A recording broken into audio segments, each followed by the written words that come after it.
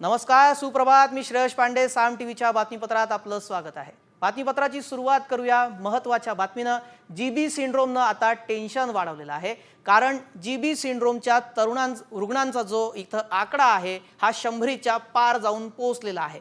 पुण्यातल्या रुग्णांमध्ये सातत्यानं इथं वाढ होताना दिसते आहे. आठवड्याभरातच पुण्यातल्या रुग्णांची संख्या 101 वर जाऊन पोहोचलेली आहे. एकाच दिवसात पुण्यामध्ये 28 रुग्णांची इथं नोंद करण्यात आलेली आहे. यातल्या 16 रुग्णांची प्रकृती चिंताजनक असून ते व्हेंटिलेटरवर आहेत.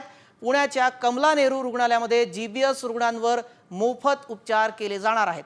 जीबीएस रुग्णांची संख्या आता 100च्या पार गेली आहे.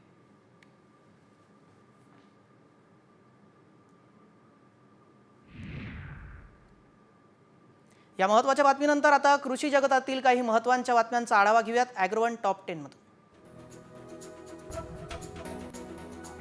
2 महिन्यांपूर्वी प्रचंड भाव खाऊन गेलेल्या शेवगा घाऊक बाजारामध्ये 40 रुपये प्रति किलो दराने उपलब्ध आहे. किरकोळ बाजारामध्ये तो 60 रुपये प्रति किलोने विकला जात आहे.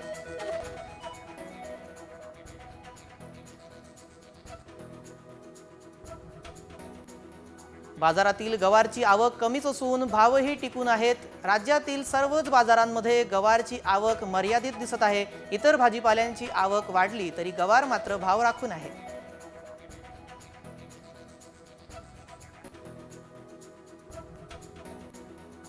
नांदेड बाजारपेठेमध्ये टोमॅटोसह कोबी, वांगी, मिरची इत्यादी फळभाज्यांचे दर चांगलेच कोसळले आहेत.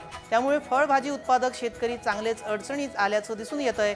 यावर्षी अतिवृष्टीमुळे शेती पिकांचं मोठं नुकसान झालं आहे. त्यामुळे सर्वाधिक फटका हा फळभाज्या उत्पादक शेतकऱ्यांना बसतोय.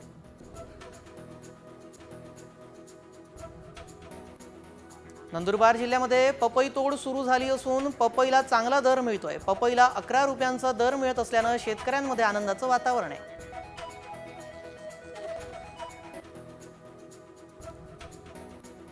द्राक्ष उत्पादक शेतकऱ्यांची व्यापाऱ्यांकडून केली जाणारी फसवणूक टाळण्यासाठी सांगली जिल्हाधिकारी कार्यालयानं तंत्रज्ञानाचा वापर करण्याचा निर्णय घेतला आहे. जिल्ह्यामध्ये द्राक्ष खरेदीसाठी येणाऱ्या व्यापाऱ्यांना QR कोड द्यावा, तो तपासून शेतकऱ्यांनी व्यापाऱ्यांशी व्यवहार करावा असं आवाहन जिल्हाधिकाऱ्यांनी केलं आहे. सातारा जिल्ह्यामध्ये पोषक वातावरणामुळे रब्बी हंगामातील 100% पेरणी झालेली आहे. यामध्ये सर्वाधिक रब्बी ज्वारीची 1 लाख हेक्टर लागवड झाली आहे. तसेच परतीचा बिगर मोसमी पाऊस झाल्यानं ज्वारीची उगवण आणि वाढ झाली आहे.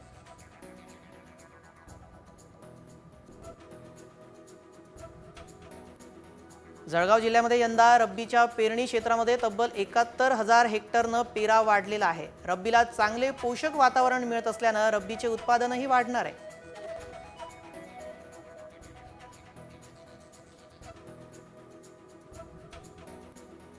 सांगलीमध्ये यंदा बेदाणा उत्पादक शेतकऱ्यांना अच्छे दिन आल्याचं दिसतंय. दिवाळीनंतर बेदाणा दरात प्रति किलो सरासरी 40,000 रुपयांची वाढ झाली आहे. यंदा बेदाणा कमी आहे, त्यामुळं मागणी वाढणार असल्यानं इथं दरात वाढ होण्याची शक्यता आहे.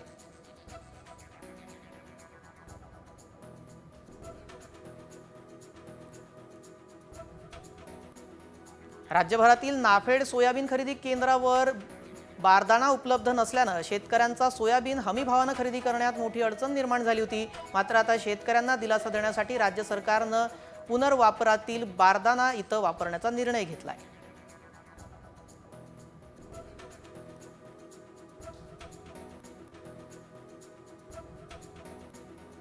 गडचिरोली जिल्ह्यामध्ये धान पिकाबरोबर इतरही भाजीपाला पिकांची शेती करण्यावर भर दिला जातोय. जिल्ह्यातील जोगी साखरा परिसरातील शेतकरी दरवर्षी कारले पिकांची लागवड करतात.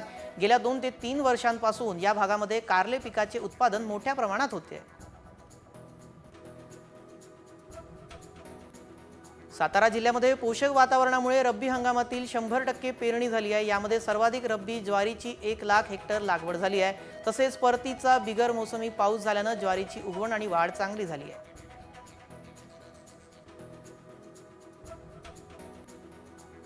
जळगाव जिल्ह्यामध्ये यंदा रब्बीच्या पेरणी क्षेत्रामध्ये तब्बल 71,000 हेक्टरनं पेरा वाढलेला आहे. रब्बीला चांगले पोषक वातावरण मिळत असल्यानं रब्बीचं उत्पादन वाढणार आहे.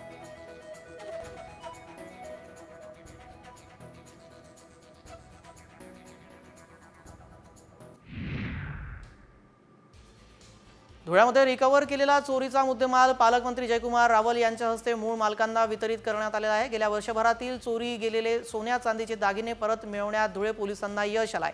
यात सोन्या चांदीच्या दागिने तसेच स्मार्टफोनचा समावेश आहे।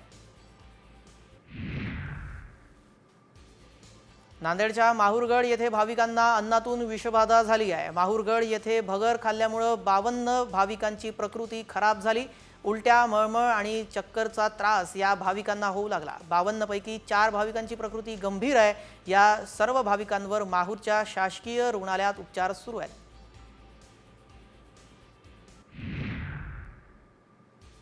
सार्वजनिक बांधकाम विभागाच्या उद्यान शाखेमार्फत नागपूरच्या विधान भवन परिसरात 50व्या सुवर्ण महोत्सवी पुष्प प्रदर्शन आयोजित करण्यात आलं। या पुष्प प्रदर्शनामध्ये 45 स्पर्धकांच्या एकूण 6 विभागातील विविध उपविभागांतर्गत 800 प्रवेशिका दाखल झाल्या आहेत।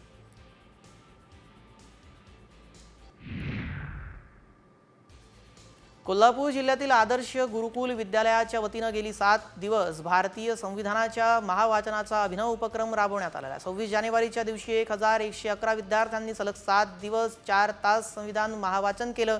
या महावाचनाची नोंद युनिव्हर्सल बुक ऑफ रेकॉर्डमध्ये करण्यात आली आहे।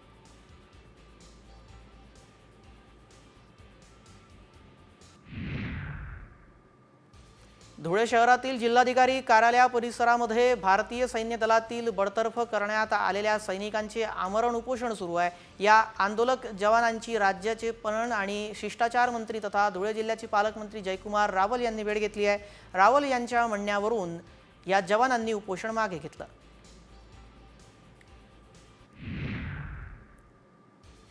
चेंबूरमधील एसआरए बिल्डिंगमध्ये भीषण आग लागली होती। अग्निशामक दलाकडून संपूर्ण बिल्डिंग रिकामी करण्यात आली होती। अथक प्रयत्नांनंतर ही आग विझवण्यात अग्निशमन दलाला यश आलंय।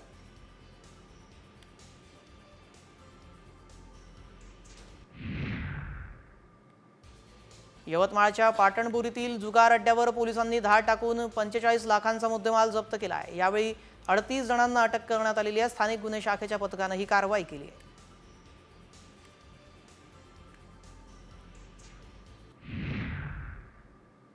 पुढची महत्त्वाची बातमी पाहूया। मुंबईकरांसाठी पुढची बातमी अत्यंत महत्त्वाची आहे आणि आनंद देणारी मुंबईकरांसाठी ही बातमी आहे। मुंबईचा प्रवास आजपासून आता सुसाट होणार आहे। कारणही तसंच आहे।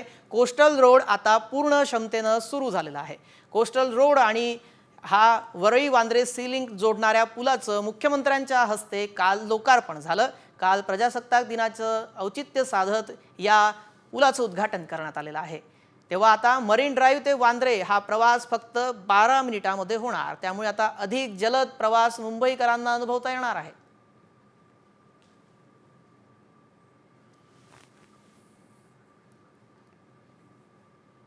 त्यानंतर आता महत्त्वाच्या काही बातम्यांचा वेगवान आढावा घेऊया टॉप 50च्या माध्यमातून। तामिळनाडूमध्ये एका ऑटो चालकाने दुचाकीवर बसलेल्या मुलाला हाताने मारण्याचा प्रयत्न केला। ऑटो चालक एका भरधाव गतीने सायकलवरून जात असलेल्या मुलाशी जवळपास येतो। ऑटो चालकाने अचानक त्या मुलाला धडकण्याचा प्रयत्न केला, मात्र त्याच्या या अतिरेकामुळे ऑटो उलटी झाली आणि इथं चालक स्वतः खाली पडला।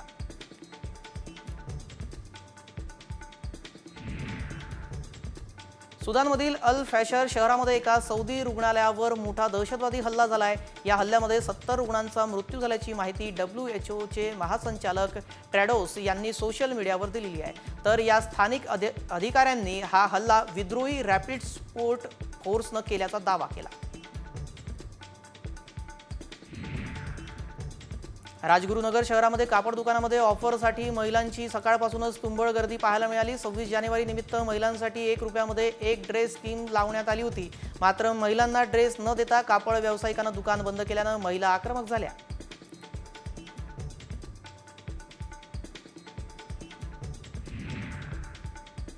नवी मुंबईकर असलेले प्रसिद्ध सुलेखनकार अच्युत पालव यांना प्रतिष्ठित पद्मश्री या राष्ट्रीय पुरस्काराने सन्मानित करण्यात आलाय। अच्युत पालव यांनी कला क्षेत्रात विशेषतः सुलेखनमध्ये देशासह विदेशातही उल्लेखनीय कार्य केलंय।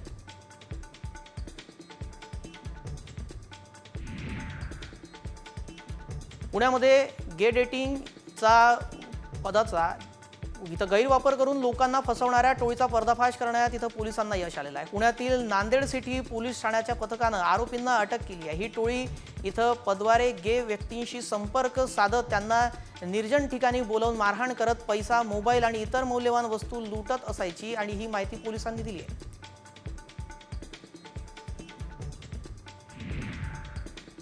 टोरेस घोटाळा प्रकरणामध्ये मुंबई पोलिसांनी आतापर्यंतची मोठी कारवाई केलेली आहे। टोरेसच्या सीईओला पोलिसांनी बेड्या ठोकलेल्या आहेत। तौसिफ रियाज उर्फ जॉन कार्टरला लोणावळ्यातून अटक करण्यात आलेली आहे। आपणच टोरेसचा घोटाळा उघड केला असा दावा तौसिफ रियाजनं केला होता।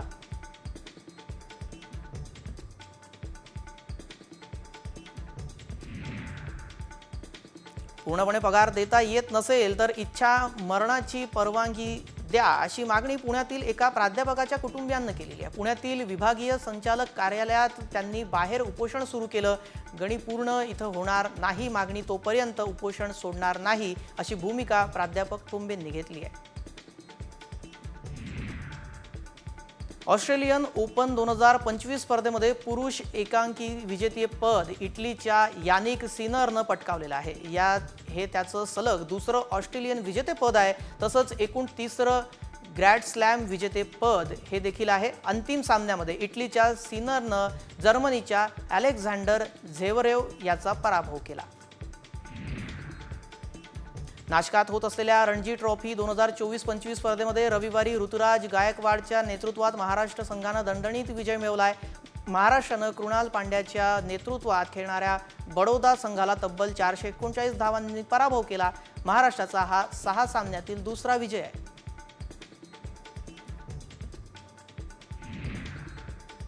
रविवारपासून ठाण्यातील दादोजी कोंडदेव या स्टेडियममध्ये ISPL क्रिकेट सामन्यांच्या दुसऱ्या पर्वाला सुरुवात झाली आहे। यावेळी माजी क्रिकेटपटू सचिन तेंडुलकर, अभिनेता अभिषेक बच्चन आणि आशिष शेलार हे उपस्थित होते।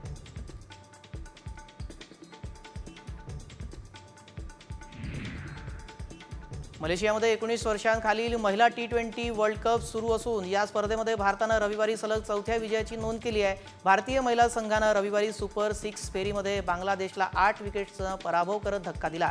भारताने अवघ्या 43 चेंडूमध्ये विजयी लक्ष्य गाठलंय।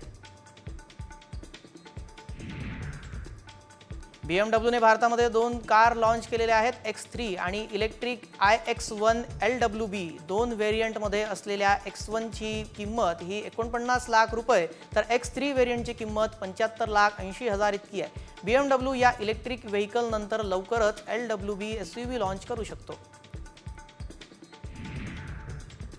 दक्षिण नायजेरियामध्ये पेट्रोल टँकरच्या भीषण स्फोटामध्ये 18 जणांचा दुर्दैवी मृत्यू झाला आहे तर 10 जण जखमी झालेले आहेत। दक्षिण पूर्व राज्यातील एनुगू ओनिस्ता या एक्सप्रेसवेवर पेट्रोलचा टँकर नियंत्रण सुटल्यानं इतर वाहनांना आदळला आणि इथं आग लागली।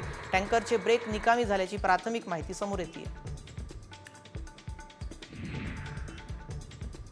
आयुर्मान संपलेल्या बेस्ट बस टप्प्याटप्प्यानं आता भंगारात काढल्या जात आहेत। सध्या कंत्राटी बसची संख्या 1935 एवढी आहे तर बेस्टच्या स्वमालकीच्या 110 बस जानेवारीत भंगारात काढण्यात येणार आहेत।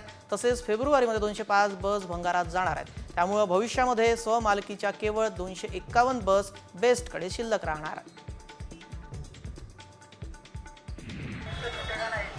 पुण्यातील एक्सप्रेस गार्डनमध्ये पुष्प प्रदर्शनाचा आजचा शेवटचा दिवस आहे। काल रविवार असल्यानं नागरिकांनी प्रदर्शन पाहण्यासाठी मोठी गर्दी केली होती। यावेळी विविध रोपांची खरेदी, हुरडा पार्टी आणि विविध खाद्यपदार्थांवर ताव मारल्याचं पाहायला मिळालं।